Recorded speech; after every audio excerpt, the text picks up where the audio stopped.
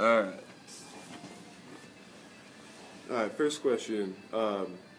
What type of work did you perform? I was a dispatcher, head dispatcher, motor pool in Kodiak, Alaska. Okay. In California at the amphibious base. Just so I can get you. Sorry about that. Just so I can get your. Make sure I get your sound. Alright. Coronado, California, the amphibious base. I was in a landing craft control school, teaching people to land landing craft, naval landing craft on the beach. Okay. Yeah. Okay. Okay. Oh, I'm sorry. The last 4 months I was in the Navy. I was in the base shore patrol, base shore patrol. Okay. Yeah. Okay. Cool. And where were you drafted? Or did you enlist, or were you drafted? I enlisted. You enlisted? Yeah, I enlisted. Okay. How did you what made you enlist? My brother, just older than I, was over in Korea. Okay. Getting the heck shot out of him. He wrote home to my mother and said routine patrol all the time, but he wrote me, said we're lucky we got out of there. He was very fortunate to come out alive. He told me, he said, brother, you don't want to be over here. You enlist in the Navy or the Air Force, and that's what I did. Took his advice. Yeah, yeah. Where were you living at the time when you enlisted? I was farming for my mother. I was farming here in Kearney. Okay, so you've been in Kearney your entire life? Kearney is my born and raised here. All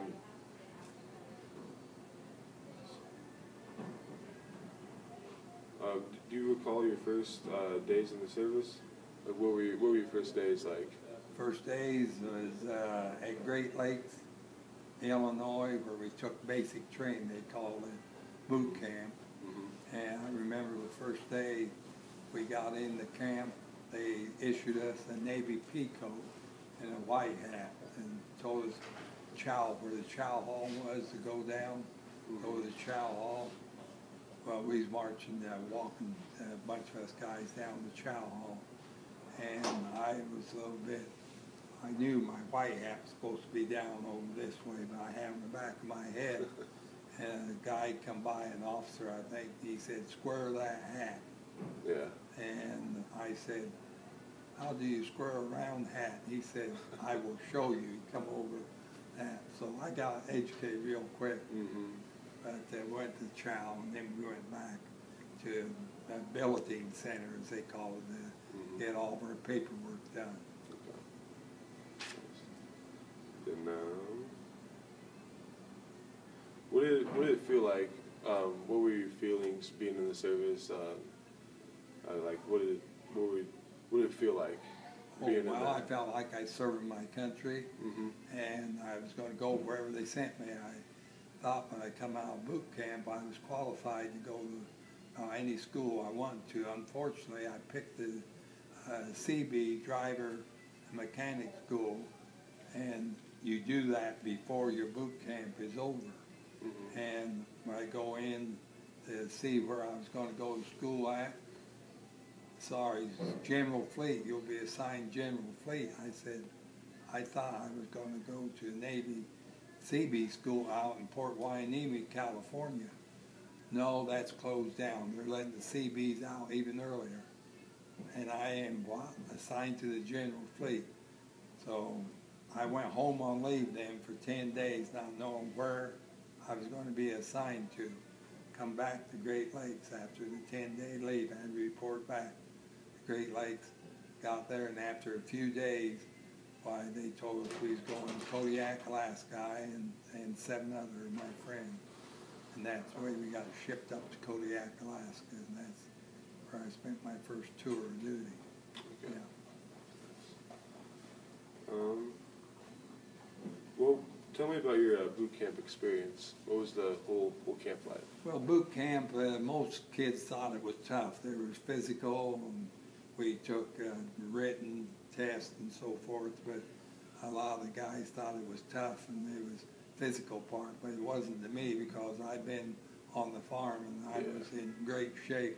I thought it was fun. Now, you go to bed at 10 o'clock and you get up at 6, 8 hours. I'm sure you're used to that. Yeah. 10 to bed and 6 up. Yeah. And so it was a little different. As they told us, a lot of you guys, I'm sure, was when you was in civilian life that you went to bed much later than that. Got up later. No, I went to bed later than that on the farm. Always got up at 5 o'clock earlier.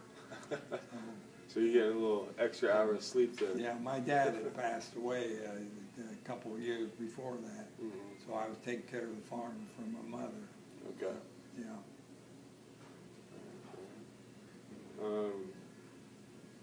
Do you remember your instructors at all? I mean, were they? Remember? What were they like? Your instructors? We had a guy who had been in the Navy Reserve, who was called back in during the Korean War. A lot of reserves were called back to duty, and he was our company instructor, as they called him. Gonzi was his last name. I forget his first name, but he wasn't very good. He hated it. They called him back in, and he was not much help to us. We had a company commander in the barracks under us who helped us more than he did in our training. And so I wasn't very fond, but when I left boot camp, while I was the recruit chief petty officer. They had what they called chief petty officer. This guy was in charge of the company, but they picked one of the guys that come in to be the recruit chief petty officer because he left after 4 o'clock and went home to Chicago, commuted back and forth. I ended up, after a couple of weeks, the guy that we did have, the recruit chief petty officer, couldn't get it done. So the guys took a vote and wanted me to be. So I ended up being the recruit chief petty officer. We graduated from boot camp. I was picked the color man of the company, the top one. And that didn't happen. I'm not bragging very often because most recruit chief petty officers sort of lorded it over the guys. I didn't. I told them, I'm asking you to do things and you will do it right. But I will do it as right with you. And I treat them right, but I was tough on them. Yeah. That's good. How did you get through boot camp? Like what was your motivation? Or what kept you going through? What kept me going through boot camp? Well, just the fact that I wanted to get it done and do as well as I could and get out. I thought I was going to go to a school, of course. I thought I was going to be able to go, but then that got derailed. And so I was a little bit put down when I felt bad when I did get out of school, and they sent me up to Kodiak, Alaska. Yeah. Okay. What war did you serve? In the Korean. The Korean War. Okay. Yeah. And where did you actually go after your boot camp and all that? After boot camp, Yep. I said that's when I went to Kodiak, Alaska. Okay. Came from there, and then after a year and about, well, close to a year and a half, 2 years up there, came back stateside and went to Coronado Amphibious Base, got assigned there. I can fill you in too on our family if you want me to somewhere here. Yeah, we'll probably get in there. Yeah. Do you remember arriving like your first day there? What was your first day in Alaska at Kodiak? Kodiak. What was it like? Well, I wrote home to my mother a lot, and my mom wrote me, and we had a great relationship. And she'd send cookies up once in a while in a box, and I had the guys to get them. And she wrote me and told me she missed me, of course. And I wrote and I told her I missed her, but I said one of the biggest things, I missed the lilacs. We had a great big bunch of lilacs out there on our farm. And I said I missed the smell of those lilacs in the spring. Yeah. And little did I know, but a week later or so, here come a box in the mail, thought it was cookies again, whatever. It was lilacs that she had wax paper wrapped around, and they didn't have other, and sent special air delivery. And that was a little touching when I got it, yeah. Yeah, that would be nice. Yeah, A little from my mother. touch from home and, From home, you yeah. know. You bet. I think I teared up a little. Yeah. Yeah. Yeah. What was your job? What was your duty while you were serving? Well, I told you up in Kodiak, Alaska, I was in the motor pool, and I was a bus driver at first on the base, but then I become the head motor pool dispatcher, dispatching all the vehicles in our motor pool out. And it was my job to write out orders and issue them out. That was the job there.